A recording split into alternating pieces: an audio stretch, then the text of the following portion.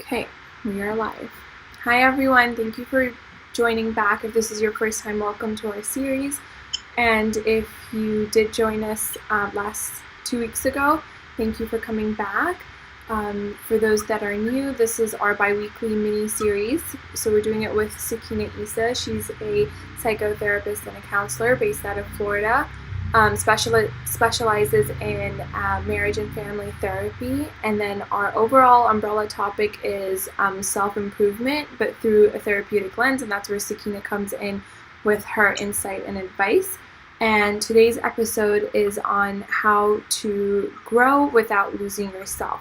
So before I introduce you a little bit more into that topic, I'm just going to do a quick recap on last week's episode. So we just talked about opening space and creating space for self-growth, and that sometimes means it includes a lot of self-reflection, a lot of sort of inner work with yourself, and just taking a minute to be in tune with yourself and taking that self-growth to a new level, whether it's because of past traumas that you want to filter out, or it's just you want to get to know why you want to be better. And Sakina went into dividing out, saying things like it might be a physical thing that you want to change, or if it's a mental thing, and separating the two and noticing where you want to make that change is also very important in part of the self-reflection.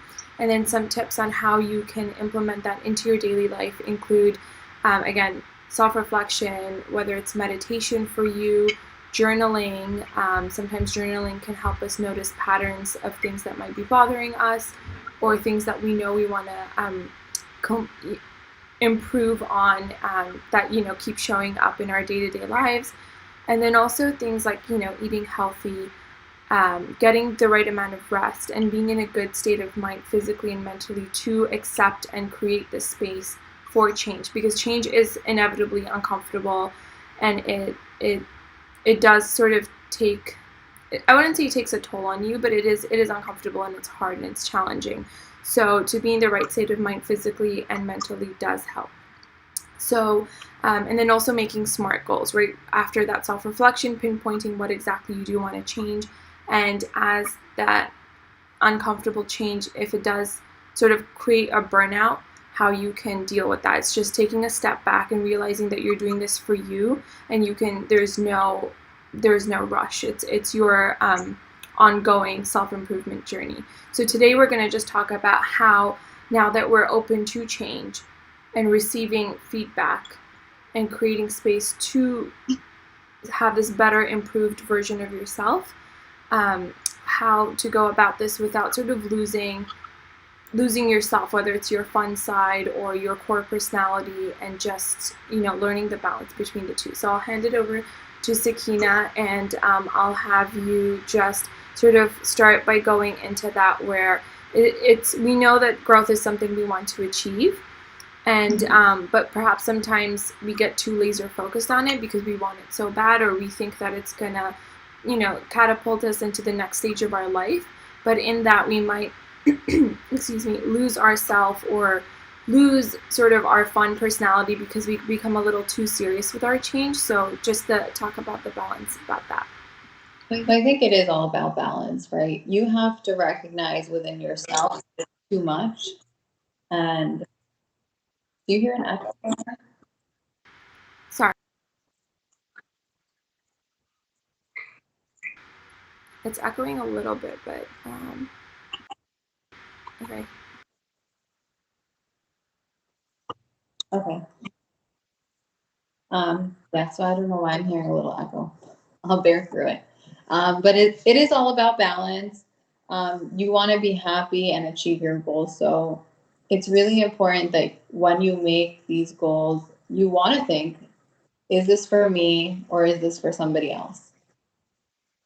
Losing yourself or not, or being laser focused is great, but everybody's focus. Sorry, I'm having so many technical difficulties. Everybody's lifestyle is different. So what works for me is not going to work for you, right? Like I have 2 kids, you don't have kids.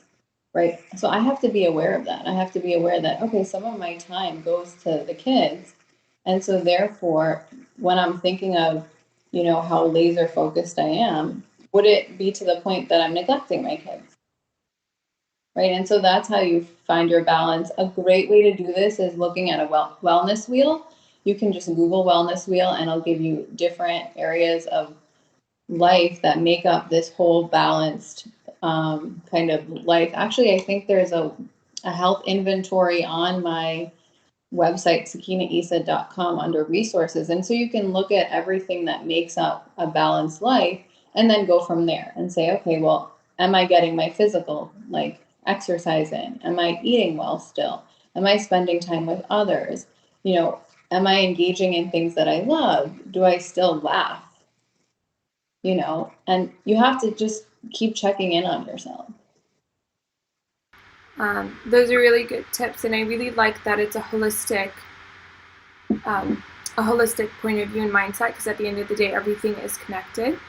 And I love how you said that you don't forget, like, are you laughing, right? Because you are doing it for yourself, the underlying end goal is for your own happiness and your contentment. So if you're not happy, then you have to perhaps take a minute and just see, maybe reflect on that a little bit.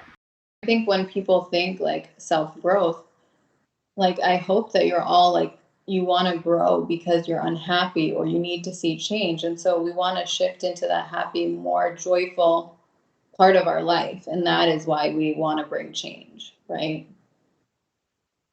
Yeah, exactly. And I guess a question is also, as we are open to feedback, right? Because I think a part of the self growth is being open to noticing things you do wrong. And so in terms of that, that's what I mean with like feedback and sort of receiving information from others. So is there such a thing as perhaps over receiving or over analyzing, or being a bit too open to feedback, where you're just taking everything in and it might be too much? Yeah, of course. You need to, again, maintain that balance. And so when we allow others to, give us information about ourselves or the way they think that we should be or our lifestyle, we need to filter what comes in because not everything is good and valid, right? Nobody knows you the way you know yourself. And so it's nice to get that perspective. It's always great to see, oh, yeah, like I noticed you didn't handle this situation well. Is it constructive? Or is it just somebody who wants to just talk? If you know what I mean, just like be like, oh, well, you could be doing this better and this better and this better. And is their intention to kind of lift you up or not? And so I think it's very important to filter what comes your way because not everything is going to be aligned with the goals that you've created. And I think that is a great sense of measurement. If you can look back to your goals and say, okay, I got this piece of advice. Does it match with my goals? And if the answer is yes, then continue. And if it's no, you can push it to the side. Maybe it'll be relevant later, or maybe it just needs to be thrown out. Yeah, that's so true. And then what would if you're getting feedback from loved ones, right? Like people that you're, whether it's like a spouse or a partner that you're committed to living with long term, or if it's your, I don't know, your parents, or I think people that are close to you and who you generally value, one, their opinion of you, and secondly, their happiness with you.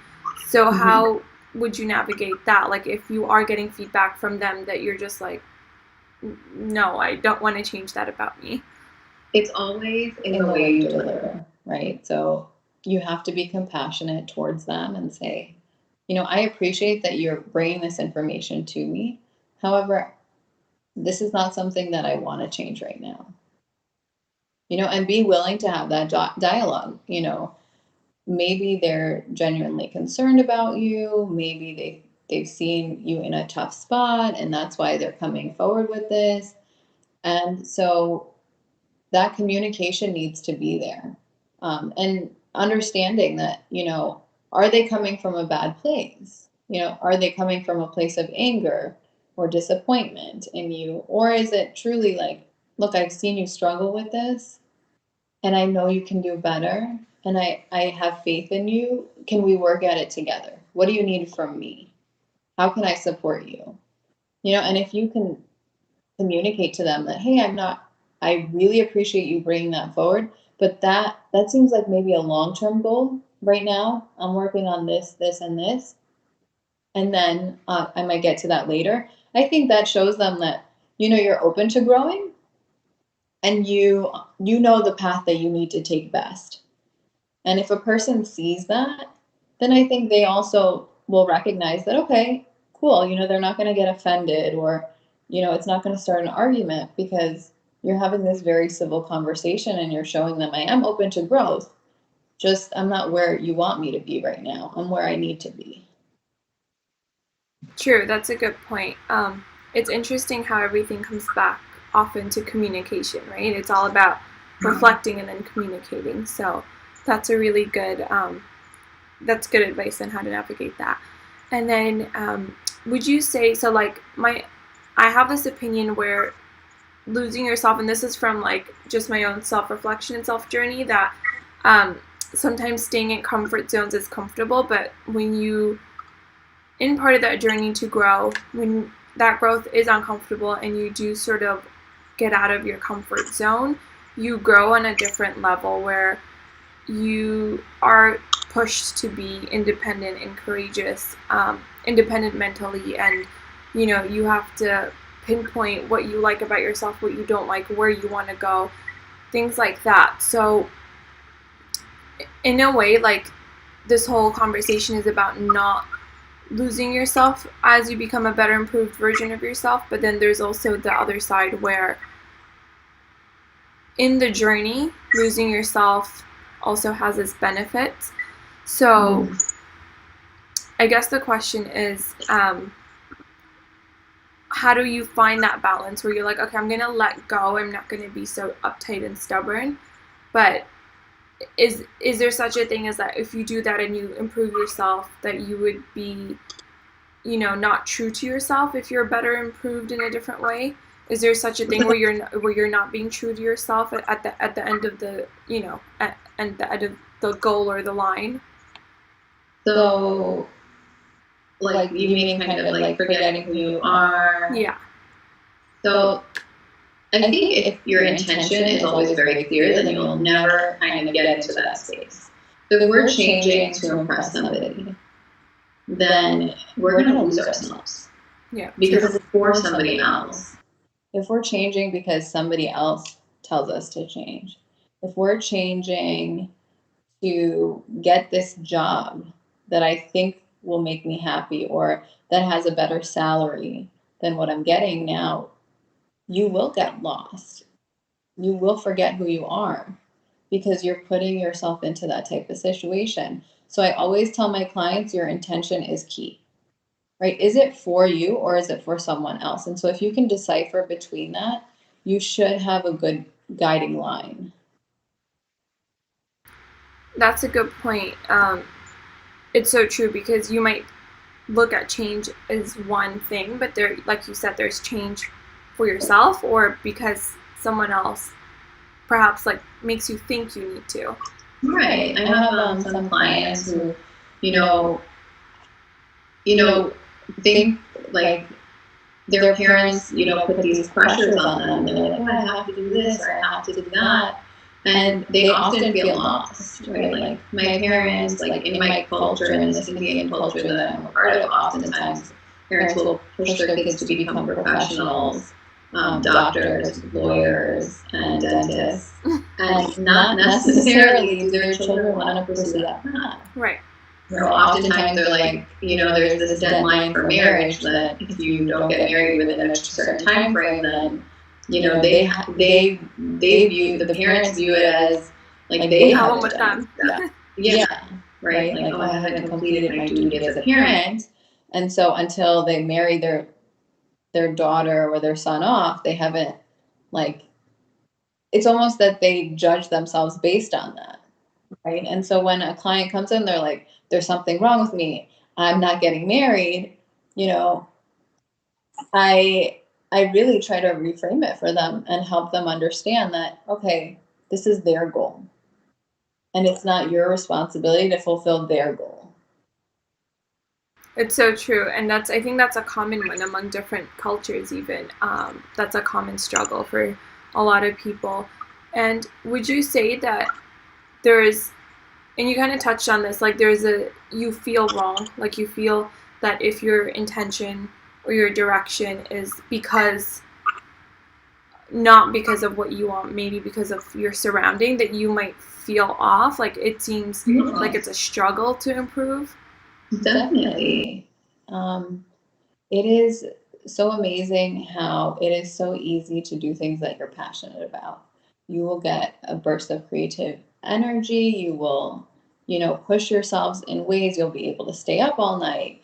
You'll do so many different things if you're passionate about it, right? Kind of think back to if you ever are dating someone and you get the butterflies and like you have all this energy, you can stay up and talk to them till 5 o'clock in the morning, no problem. Go to work at 8. It's that energy, that passion that you have towards that relation. In the same way, if you can become in line with yourself and know what makes you passionate, you'll also get that same type of energy. And so if you do feel down, if you feel like I don't like where I'm at, I really encourage you to self-reflect on that. Like, what is my intention behind what I'm doing right now? Is it for me or is it for somebody else? Yeah, it's so true, and it's seamless, right? When it's meant to be.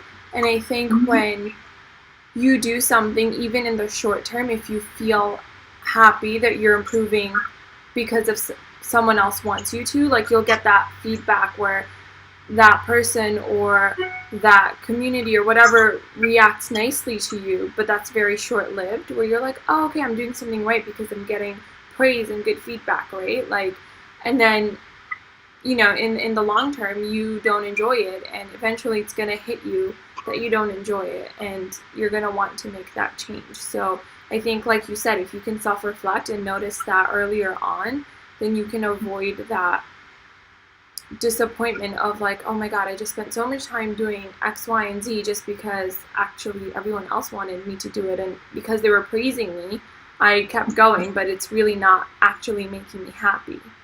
And I think you bring up that amazing point, right? Like, we still need to live in communities, we still need people. And so I'm not saying like shut off completely from it, but having that balance, that understanding that, if you don't give me praise, that's okay. And I can still coexist with you and we can still have different opinions. And what other are there any other benefits to sort of losing yourself in terms of, it's almost like you don't know what you don't know. So is there something in like the discovery aspect of losing yourself in a different way? Of course, I think every time you do lose yourself, you get the opportunity to reflect and say, something's off. What is it? Right. And so you could have been on this path and you're like, yes, I got it. I'm doing so great. And all of a sudden, okay, why do I feel like this now? And that feeling is an indication that you're not being authentic with yourself. So you get to kind of dive in deeper to the process and shed another layer, to become your more authentic self. And so I think it's really just, um, it's something you're going to go through a lot. And it's going to be layers and layers and layers. And self growth is a path where there is no peak. You're climbing a mountain, you reach the top, and you're like, I did it. There's no such thing in self growth. You are constantly going to be changing and going in different directions. It's not a like upward path as much it is like expansive.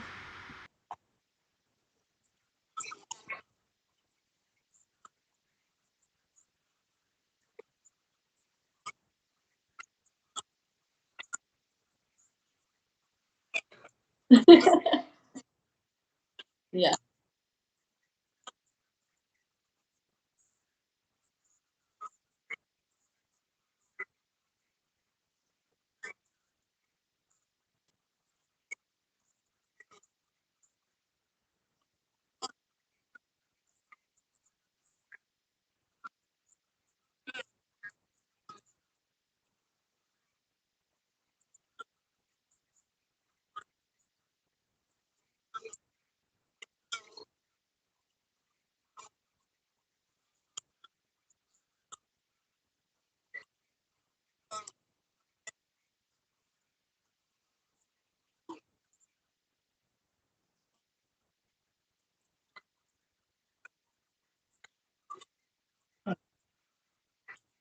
No. And I think that's such a great point, because if you don't start loving the process of the challenge, you won't achieve happiness in life. And it's hard to say that, but life is a process. If you look back at your life, the process is always longer than that goal. You enjoy that goal for a minute before you need to make a new goal. It's so true. And then to wrap it off, I would ask, when, as you said, like it's an ongoing journey, but if you, with your sort of specific SMART goals, as we talked about last time, if those goals are almost at that point where, you know, you're like, there's always room for improvement, but you're almost like, okay, you know, I've worked on this, I've improved on this, I've involved more of this good habit or this change into my life. Is there a point where you can self-reflect and be like, I don't recognize the old me? Like, is that bad? Is that good? You know, are you scared that you lost a fun side of you or younger side of you, and you're like, oh, I'm too like adult now because I'm too serious and it's too self-improved? Or is it maybe like something that you needed to do? Maybe it is really a better version of yourself and you didn't, I don't know, enjoy it, or you've outgrown that phase. Like, so I think that as we grow, like I'm 31 years old, and I definitely experienced that, right? Oh, I used to be so fun. I could stay up till 3 o'clock in the morning. Now I'm a grandma. I'm going to bed at like 10 and I'm waking up at 6. It's crazy. And so I think we all feel that way. But if I take that minute to really reflect on my life, and it's like, would I want to be in that position I was when I was 22? No. I was insecure. I didn't know what I wanted. I wasn't my authentic self. I was living for other people. And I'm sure most of us are in that same boat, right? With this self-growth process, you hope to shed old parts of yourself that are not useful. and it's such a good point you brought up, because it's also different stages in life, right? Like, you might, like you said, you might want to do something at 22 and something different at 30, and that's okay. It doesn't mean that it's good or bad. It's just a different stage of life, right? Like, you're not going to be stagnant. You hope not to be stagnant. And that's the thing, you'll grow out of certain things. If you enjoy going out, spending every weekend out, you know, traveling, there will be a point in your life where you'll be like, I want to just sit in one place for a little bit. Because we desire change. Yeah, that's a good point. I think sometimes we forget that because we're so taught, again, going back to that stability.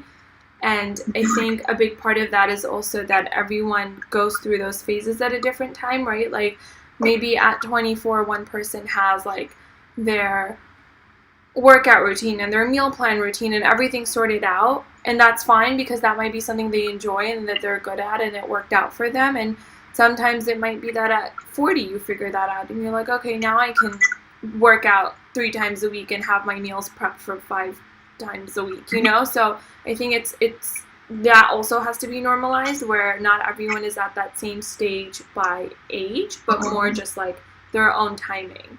Exactly. There are some people whose parents pay for college and then they have the ability to spend all their time working out and studying, or maybe they take out student loans to gain that ability to do that. And then there are some people that are working and going through college and just trying to make ends meet. And so they can't focus on those things, right? They're both 24 years old or 22 years old, living completely different lifestyles. So, you know, that notion that at this age we need to be like this, and at that age we should have achieved this, we need to completely throw that out the window. Thank you. That was all great. So I think this was a really good episode on just learning how to, again, self-reflect and know that you should just always be happy during the journey. And like you said, there's no end point. It's a continuous journey. So it shouldn't be a cause of anxiousness. And, you know, like you don't have there's no rush. There's no deadline. It's just a continuous journey. So I think that was a really good note to end on. And for everyone who's still with us, we'll see you on the other side in 2 weeks.